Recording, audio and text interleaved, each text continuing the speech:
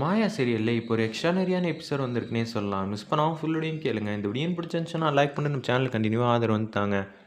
கதிர் எப்படி ரெடி பண்ணுறதுன்னு தெரியாமல் யோசிச்சுட்டு இருக்கிறப்ப தனா ஒரு மஞ்சப்பையை கொடுக்குறாங்க. மஞ்சப்பையை திறந்து பாருடா அப்படின்னு சொன்னோன்னே இதில் நிறையா கட்டுக்கட்டாக பணம் இருக்குது.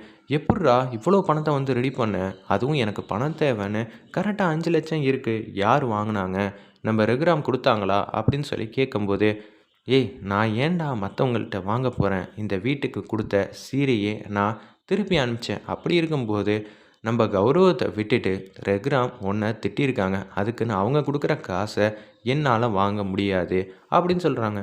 ரெகுராம் கொடுக்கலனா உங்கள் அக்கா கிட்டே வாங்கினியா இல்லை அம்மா கிட்டே வாங்கினியா, அந்த வீட்டிலேருந்து யார்கிட்டையும் வாங்கலை, இது நம்மளோட சொந்த காசு, என்ன சொல்கிறதானா ஒரு 20,000 30,000 சம்பாதிக்கிறதுக்குள்ளேயே போதும் போதுன்னு ஆகுது, நீ என்ன பொசுக்குன்னு 5 லட்ச ரூபாய் எடுத்துகிட்டு நீட்டுற, நான் ஹஸ்பண்டாக தெரிஞ்சுக்கணுன்னு ஆசைப்பட்றேன், நியாயமான விஷயந்தான், நீ பொண்டாட்டிக்கிட்ட எல்லாத்தையும் சொன்னியா, உன் கஷ்டத்தை நீ மட்டும் தாங்கணுங்கிறல்ல, அதே மாதிரி என் புருஷனுக்காக நான் ரெடி பண்ண அமௌண்ட் இது, என்னோடய விளையாட்டுக்காக கடனாக கொடுத்துருக்கிற அமௌண்ட்டு, இதுக்கு எந்த விதமான வட்டியும் கிடையாது அப்படின்னு சொல்கிறாங்க.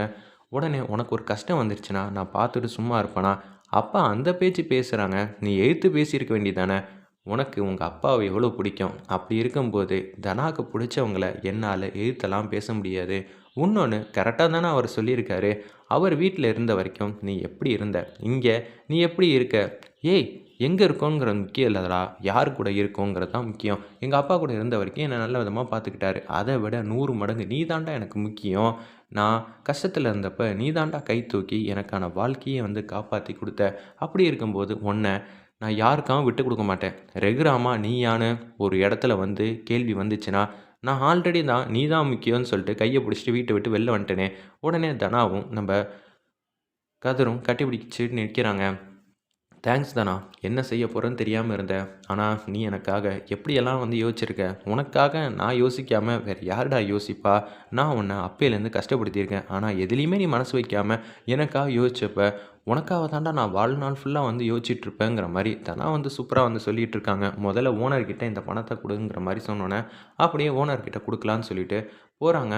சார் உங்களை பார்க்கலாமா அப்படின்னு சொல்லி ஃபோன் அடித்து கேட்ட உடனே, சொல்லு தம்பி, வேறு எதுவும் சந்தேகம் இருக்கா, இல்லை சார் இந்தாங்க சார் 5 லட்ச ரூபா அப்படின்னு சொன்னோன்னே, என்ன தம்பி அதுக்குள்ளே ரெடி பண்ணிட்டேன், சரி தம்பி மொத்தம் 10 லட்ச ரூபா கிட்ட ஆகும், 5 லட்சத்தை கொடுத்துட்டேன், பாக்கி 5 லட்சத்தை மாதம் மாதம் தவணையாக போட்டுக்க சொல்லிடுறேன், உனக்காக நான் இந்த விஷயத்தை செய்கிறேன், இருப்பா கொடுத்ததுக்கான காசோலியை வாங்கிட்டு போய்க்க அப்படின்னு சொன்னோன்னே, அதெல்லாம் ஒன்றும் வேணாம் சார், உங்களை நம்பாமல் வேறு யாரை சார் நான் நம்ப போகிறேன், எனக்கு மாதம் மாதம் இப்போ உட்காந்து சாப்பிட்றேன்னா அதுக்கு நீங்கள் கொடுக்குற காசு தான் சார் ரொம்ப முக்கியமாக இருக்குது, நான் நிச்சயம் உங்களை நம்புவேன், இந்த நம்பிக்கை உன்னை எங்கேயோ கொண்டு போய் விட போகுது, சரி உனக்காக கடையெல்லாம் பார்க்கணும் தம்பி, அதையும் பாருங்கிற மாதிரி சொன்னோன்னே தனா ஃபோன் அடிக்கிறாங்க நம்ம மாயாக்கும் ஜானகி அம்மாவுக்கும்.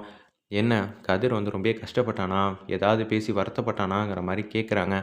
அதெல்லாம் ஒன்றும் இல்லை, கதிர் கூடிய சீக்கிரம் தொழில் ஆரம்பிக்க போகிறாங்க, அந்த விஷயத்த சொல்லலாம் தாம்மா இருக்கேன், எங்களுக்கு எந்த நாளில் ஆரம்பிக்கணும் இதெல்லாம் தெரியாது, நீங்களே சொன்னீங்கன்னா நல்லாயிருக்கும், அப்படியா கதிர் தொழில் ஆரம்பிக்க போகிறானா, ரொம்ப சந்தோஷம் தானா அப்படின்னு சொல்லிட்டு ஒரு நல்ல நாளாக பார்த்து ஆரம்பிக்கலான்னு சொல்லிட்டு ஒரு டேட்டை குறித்து கொடுக்குறாங்க. சரிம்மா கூடிய சீக்கிரம் நாங்கள் வீடு தேடியெல்லாம் சொல்லலாம் முடியாதும்மா, கதிரை அசிங்கப்படுத்தியிருக்காங்க, அப்படி இருக்கும்போது நம்ம வீட்டிலலாம் சொன்னால் சரிப்பட்டு வராது, நாங்கள் சாதிச்சதுக்கப்புறமேட்டுக்கே ரெகுராம் முன்னாடி நிற்கிறோம், கதிரால் அவங்க அப்பாவை விட ஒரு மடங்கு வசதியாகவே தனாவை நல்ல விதமாக பார்த்துக்க முடியும்னு நிரூபித்து காட்டிட்டு அதுக்கப்புறம் வீட்டுக்கு வரோங்கிற மாதிரி மாஸ் பண்ணுறாங்க. சரி தனா, உன் புருஷனை விட்டு கொடுக்காமல் பேசுகிறல்ல, எனக்கு ரொம்ப சந்தோஷமாக இருக்குது, இதுக்காக தான் நான் இத்தனை நாளாக காத்துக்கிட்டு இருந்தேன்னு சொல்லி ஜானகியம்மா ரொம்ப சந்தோஷப்பட்டுட்டு இருக்காங்க. என்ன ஆச்சுங்கிற மாதிரி மாயா கேட்கும்போதே, இப்போ தான் சாமிக்கிட்ட புலம்பி வேண்டிக்கிட்டேன், ஓரளவு கதிரோட வாழ்க்கை அடுத்த கட்டத்துக்கு போக போகுது, தொழில் ஆரம்பிக்க போகிறானா, அதுவும் என்ன ஏதுன்னு சுத்தமாக தெரியல அப்படின்னு சொல்லிட்டு இருக்காங்க. நிச்சயம் தனா தான் கூட இருக்கால்ல, அவன் நல்ல விதமாக பார்த்துப்பா அப்படின்னு சொல்லி சூப்பராக பேசிகிட்டு இருக்கிறப்ப கடையும் பார்க்கணும் தானா, ஏன்னா பணத்தை கொடுத்துட்டு வந்துட்டியா அப்படின்னு சொல்லி கேட்ட உடனே, கொடுத்துட்டு வந்தாச்சு, அவர் பார்த்து சொல்கிறேன்ட்டு இருக்காரு, கடையும் ஒரு நல்ல பிளேஸில் வைக்கணும், அது மட்டும் இல்லாமல் நம்ம இது மாதிரி ஆரம்பிக்க போகிறோன்னு எல்லார்கிட்டையும் சொல்லணுங்கிற மாதிரி சொல்கிறாங்க. எல்லார்கிட்டையும் சொல்லணுன்னா அது ரெகுராம் கிட்ட தான் சொல்லணும்னு அவர் சொல்கிறாப்புல. நம்ம தான் அங்கே போகவே கஷ்டமாக இருக்கே, நம்ம சொல்கிறதுனால என்ன வரப்போகுது, வேணாம் வேணாம், முதல்ல தொழில் ஆரம்பிக்க போகிறோம், திருப்பியும் அப்பா ஏதாவது பேசினாருன்னா சங்கடமாக தான் இருக்கும். நம்ம என்ன செஞ்சாலும் அப்பாவுக்கு தான் பிடிக்கிறது இல்லையே அப்படின்னு சொல்லிட்டு அவங்க மட்டும் யோசிச்சுட்டு இருக்காங்க. இப்போ தான் நான் அம்மாவுக்கு ஃபோன் அடித்து கேட்டேன். தொழில் ஆரம்பிக்கிறதுக்கு நல்ல டேட்டை வந்து குறித்து கொடுத்துருக்காங்க. அதுவும் உன்னோட ராசி நட்சத்திரத்துக்கு ஏற்ற மாதிரியே குறித்து கொடுத்துருக்காங்கன்னு சொல்லி சந்தோஷமாக வந்து பேசுகிறாங்க. பரவாயில்ல, ரொம்பவே ஹாப்பியாக இருக்குது தனா. என் வாழ்க்கையை அடுத்த கட்டத்துக்கு கொண்டு போயிட்டேன். தனா என்ன செய்ய போகிறான்னு சொல்லி யோசிச்சவங்க எல்லாரும் கதிரை நல்ல விதமாக பார்த்துக்கிறதே நம்ம தனாங்கிற மாதிரி தான் பேச போகிறாங்க இனிமேட்டு அப்படின்னு சொன்னோன்னே, சரி நீ எனக்கான தொழிலை வந்து வாய்ப்பு வந்து வச்சு கொடுத்துட்ட, எல்லாம் சந்தோஷம்தான். நீ முழுக்க முழுக்க உன்னோட கேமில் வந்து கான்சன்ட்ரேஷன் பண்ண, அடுத்த கட்டத்துக்கு போகணும். ஏன்னா நீ ரெகுராம் வீட்டில் என்னென்னலாம் சாதிக்க முடிஞ்சிச்சோ அதை விட ஒரு படிக்கு மேலே தான் சாதிக்கணும். ஆமாண்டா, நானே உன்கிட்ட சொல்லலான்னு பார்த்தேன் அப்படின்னு சொல்லிட்டு இருக்கிறப்ப, அடுத்த போட்டி கூடிய சீக்கிரம் வரப்போகுது. நான் வேற கோச்சை வேற போய் பார்க்கணும். நீ கடையை பார்த்துட்டு வந்துடுறியா? வாத நான் 2 பேர் சேர்ந்தே போய் பார்க்கலான்னு சொல்லிட்டு கடையிலேருந்து எல்லாம் வந்து பார்க்குறாங்க. இந்த கடை நல்லா இருக்குல்ல அப்படின்னு சொல்லும்போது, இதுக்கு வேறு அட்வான்ஸ் கேட்பாங்களே அப்படின்னு சொல்லிட்டு இருக்கிறப்ப, அவங்க ஓனர் வந்து பேசுகிறாங்க. தம்பி நமக்கு தெரிஞ்ச தம்பி தான். இன்னொன்று ரெகுராமோட மாப்பிள்ளை சாதிக்கணும்னு நினைக்கிறாங்க. ரெகுராமோட மாப்பிள்ளையும் பொண்ணுன்னா எவ்வளோ வாக்கு சுத்தமாக இருக்கும்னு உங்களுக்கே நல்லா தெரியும். ஒரு நல்ல கடையாக வந்து கொடுங்க. நல்லபடியாக வந்து மாதம் மாதம் வந்து வாடகையோட அட்வான்ஸ்லேருந்து எல்லாம் சேர்த்து கொடுத்துருவாங்க அப்படின்னு சொன்னோன்னே, சரிப்பா, வளர்கிற பசங்களுக்கு இது மாதிரி செய்யணும்னு நானும் ஆர்வமாக தான் இருக்கேன். உனக்கு மட்டும் செய்யலை தம்பி, ஏகப்பட்ட பேருக்கு இவர் செஞ்சுருக்காரு. அதனால தான் இந்த கடையை வந்து உனக்கு போக சொன்னேன்னொன்னே, நம்ம ஊரோட பெரியவர்கிட்ட நான் போய் சொல்லிட்டு வந்துடுறேன்னு சொல்லிட்டு வேணாங்கிற மாதிரி சொல்கிறாங்க. சும்மானு இரு தம்பி, எனக்கு நல்லாவே தெரியும்னு சொல்லிட்டு ரகுராம் வீட்டுக்கு வந்து போகிறாங்க. இவர் பெரிய தொழில் அதிபராச்சே, சரி உள்ளே வாங்க வாங்கன்னு சொல்லி ரகுராம் வந்து கூப்பிட்றாங்க. அவங்கள நல்லா வந்து மரியாதையோடு வந்து நடத்திட்டு இருக்காங்க. இவங்க யார் தெரியுமா அப்படின்னு சொல்லி மணி வந்து கேட்குறாங்க. இவர் தான் கதிரோட முதலாளி. ஓ அப்படியா, அப்போனா இவங்கக்கிட்ட 1க்கு 2 வந்து சொல்லி வச்சா கதிருக்கு வேலையே இல்லாமல் ஆகிடும். கதிருக்கு வேலை இல்லைன்னா இன்னமும் நம்ம ரெகுராம் வந்து மதிக்க மாட்டாங்க. தனம் ஆட்டோமேட்டிக்காக இங்கே வந்துட்டாங்கன்னா 2 பேரும் வந்து சண்டை மூட்டி விட்டுறலான்னு சொல்லிட்டு பத்மாவும் பார்வதியும் வந்து யோசிச்சுட்ருக்காங்க.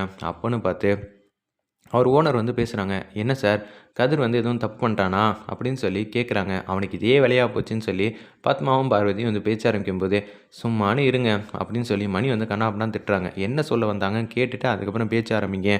ஏதாவது எடுத்தவங்க கவுத்தோன்னு பேசுறது.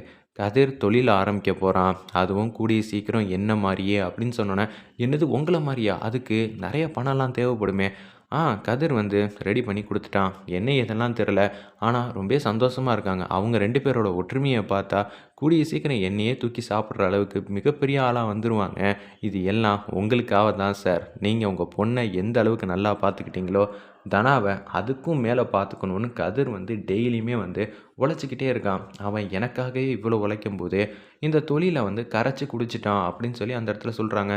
ஓ அவ்வளோ சீக்கிரம் வந்து தொழிலையே வந்து நல்லா தெரிஞ்சுக்கிட்டாரா?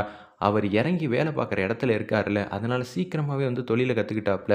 பாருங்களேன், நான் தான் நம்ம ஏரியாவில் நம்பர் 1. இனிமேட்டு கதிர் தான் நம்பர் 1 ஆக போகிறான் அப்படின்னு சொல்லி ரகுராம் நீங்கள் இந்த ஃபங்க்ஷனுக்கு வரணுங்கிற மாதிரி கேட்குறாங்க.